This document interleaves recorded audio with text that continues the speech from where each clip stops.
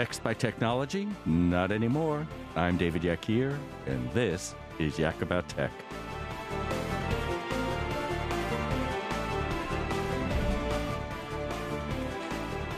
Hey everybody, what's up? This is David Yak here, and you are listening and watching Yak About Tech. So we've got a great and special show again. This is part 2 of our show, and so it's slightly different to our listening and watching audience now because we usually have sort of certain things we do. But we had such an exciting first show with Carl that we never finished really where we were going here. So I thought we'd take the entire half hour, or 21 minutes or 22 minutes, whatever it is, with our commercial sponsors, to really dig deeper. So for those of you who don't know, we're sitting here with Lisa Reimer. Hi. Right, who's a great co-host who I never want to lose now. Now that I've had this experience, I sort of want to keep this going, and, you know, that makes it a little more fun. And, you know, Wayne, I never really realized how much fun it is to actually have people in the studio. It's not as you people know out there, it's not how we usually do things. It's usually me looking at a computer, talking to somebody on Skype. And now I have people to play with, which is interesting. I realized in the last show, I wasn't really used to it. It was sort of, I felt like I was doing something for the first time. So we are back, and it's really very exciting for me. And we have Carl, and Carl, as you know, if you listened to the last show, he's one of the great treasure hunters in the deep sea and had all these years and years of extraordinary experience. And there's a couple of things I really want to talk about here that I think are interesting. And then maybe we're going to play a little game toward the end. I'll name one of your sort of treasure hunting, and you tell me great stories about it, you know. But first, we were talking earlier before the show when we first got together here. I've always been so curious about, you know, treasure hunting.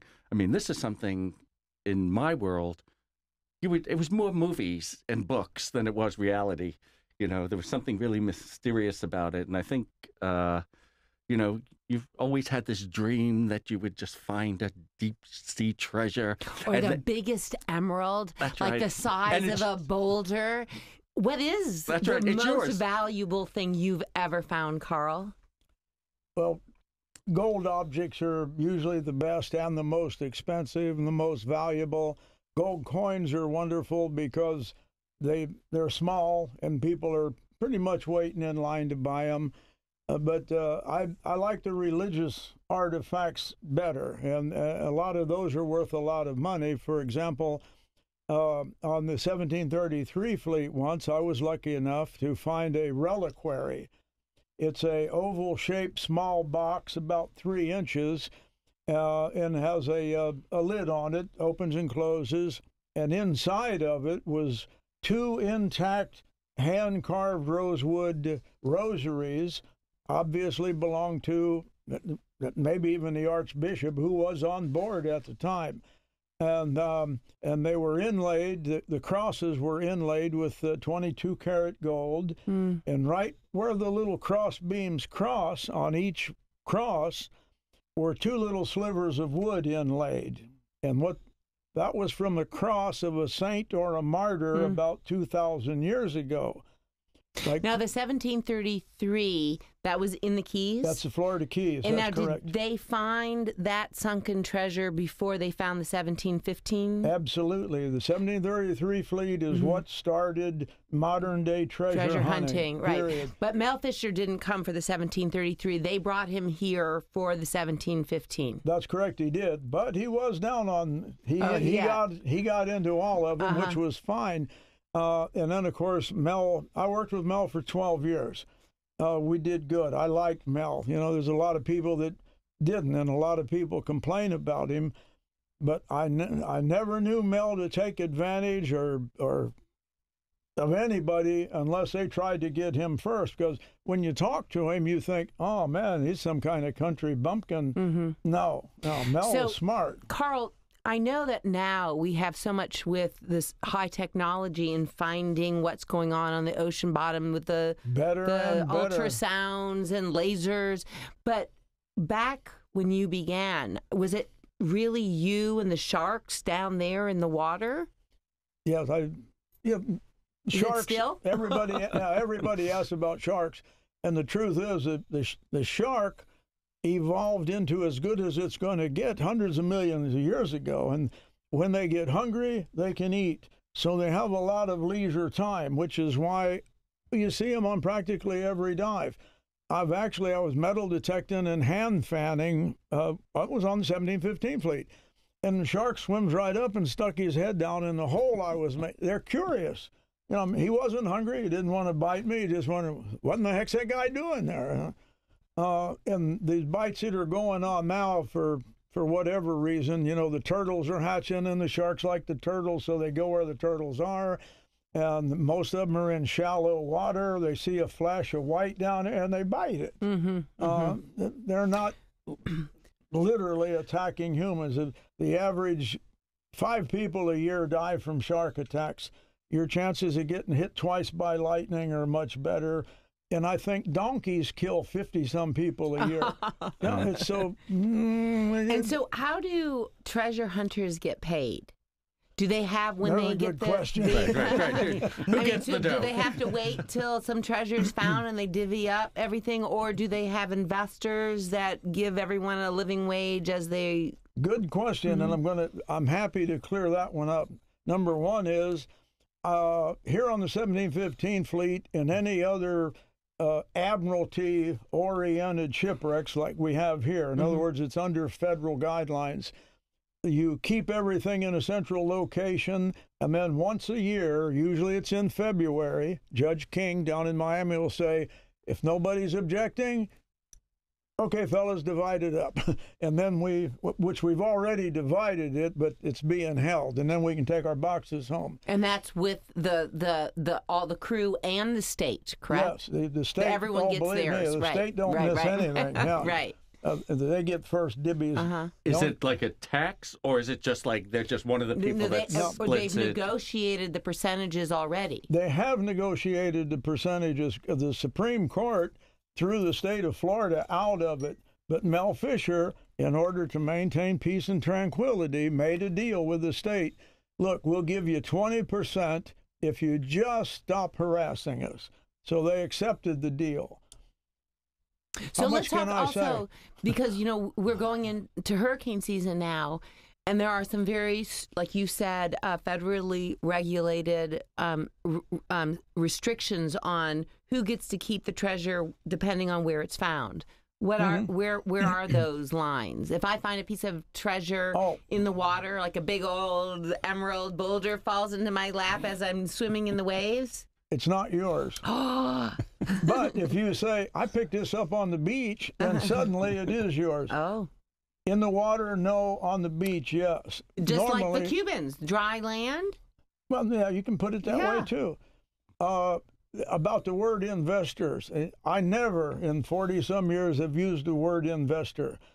That implies you're going to get a return on your money. Right. $99 out of every 100 are lost, and they go into treasure. I do take money from people every trip, and I call them backers, and I explain to them that you're backers, and maybe we'll do good, maybe we won't. I have done good before, but whatever money you give me, you make sure your wife still can go to the grocery store. It's like backing a Broadway show. That's exactly right. It's backing a Broadway show. Most Broadway shows don't make it. Well, and that's creative accounting also. The same with, you know, Hollywood movies, that most of them don't make money, even the blockbusters. But I do have a question about that, is that these things are very expensive to do now, aren't they? I mean, to go out there. So what is it, you know, let's say you're visiting one of these, you know, you're going back, let's say, to the 1715 or the 1733 because you think there's something still there. And the first thing you do is sit there and go, okay, I guess you do a budget. How much is this going to cost to go in there? And then you turn around to backers. That's true. I have it all figured ahead of time. And then do you make do you have a deal with them that says, look, you know, if I find something, you get your money back plus? Yes. And so you say plus 20% or plus 10% of whatever I find. Yeah, but that doesn't work. Tell us about this guy that they had the highway signs all over Florida And he was living here for a while in Vero Beach. That's Tommy Thompson. I know him, and I'm just here to tell you, it was in 1987 when they found a record of Central America. Those guys did one heck of a good job. I think they spent like $5 million, and they studied the currents, and they had every scrap, and they went out and found it. Next day, there's something like 177 lawsuits against them. Mm-hmm. The only people that made money on that was attorneys. Mm-hmm. And these poor guys that did all the work. And I'm just telling you, Tommy Thompson drove to the point where maybe he went a little off center, but they did it all, and they got nothing. How could they get nothing? How do they live while they're searching for treasure? A friend of mine was involved in that, and hell, I thought he had a lot of money. I said, John, I got the lease on Hogstye Reef in the Bahamas. He said, wait, Fizz, slow down. You think I got money, don't you? I said, the Central America? He said, I ain't seen a effing dime from that wreck. He said, the lawyers are getting everything. I have a question, I think, that always fascinated me. So there are known sort of treasures, I guess. But when this all started, did somebody scour the history books around the world and, read old writings from 1,000 years ago? In fact, so my friend, Dr. Kelso, from what I understand, he did. So Dr. Kelso was this amazing man who was our first health department doctor. And he had an interesting background, and he had learned to speak Spanish fluently, which, back someone that was born in like 1918 or 12 may not be, totally bilingual, especially if you are brought up on a farm in Illinois. So he actually learned to speak Spanish, and he took his kids. He was an adventurer, and he was one of the founders of the Sebastian River Medical Center with the Atometic Hospital. So he was an adventurer. He was an out-of-the-box thinker, and he went to Washington, D.C. with his family, 6 kids, and put them in a trailer. And they had the pool and, everything in the campground. And every day he would go into the National Archives, and he found a book in Spanish that documented the sinking of the Etosha in the 1715 fleet. And so he was able to translate that. He went to Spain. He went to the archives of this small town and found the shipping, the journal from the captain. And he pinpointed the area where he believed the 1715 fleet sunk. Then he worked with Kip Wagner, and they had the Real 8. They put this group together, and they had grown up in this area. They saw the cannons when the tides went out. The kids would find escudos, and they'd flip them over the waves. And so they put something together, and they're the ones who brought Mel Fischer here and said, okay, here's the map. And there have been others, like Ernie Lyons, one of our Vero Beach city managers. He also did much of the same and did the historical research to determine where which was the ships that sunk more toward Fort Pierce. You're absolutely right. Everything you just said. And Dr. Kelso was the first. He went to the Archive of the Indies in Seville, Spain. People close behind him, Dr. Eugene Lyon from Vero. Mm-hmm. He was our city manager. Oh, yeah, I know. And his daughter is still one of our attorneys. Gene's a good friend of mine. Gene had a lease. I worked it for him about 30 years ago. And Jack Haskins was a partner in research with Gene Lyon. But Jack Haskins, who you never heard of, was the best archival researcher in the world. He's responsible for more Spanish treasure recovery than anybody. And he was also, my opinion, the best treasure hunter in the world. He made fantastic recoveries. He just never tried for any publicity. I worked with Jack for 32 years, and I know him better than anybody. He's going to be in our book, a big part of it. And really, the funny thing is none of these guys got really rich. Everyone did this for the love of the adventure, for working together for the discovery. I mean, no one even thought that they were going to get famous. They just really did it for the love of the adventure. The follow-up question I have to that is, what was the biggest treasure that you've been involved with of all the treasure hunting? Well, I worked with Mel on the 1622 fleet, which I guess the Tocha was the biggest, but just recently, 2 years ago, Jack Haskins died and left me all of his research. I've got 250,000 pages of archival research. And recently, Hillary Clinton gave Odyssey as coins to the King of Spain, and the King of Spain realized, I'm giving away a lot of good information, so he closed the archives. You can't go there anymore. If you want archival research, I'm about the only game in town. I've got 250,000 pages that Jack Haskins kept bringing back from Spain, plus I have Jack's computer, and it has thousands and thousands of pieces of information on all the rich wrecks. But back to the richest wrecks found so far. We found it, well, actually, Jack Haskins and I found it back in 1988. It's down in Panama. It's called the San Josef, sank in 1631, had 2.5 times the Atocha manifest. Now, back to how we divided treasure up. When we first worked at 88 and 89, Noriega was the dictator in Panama. We cut a deal with him.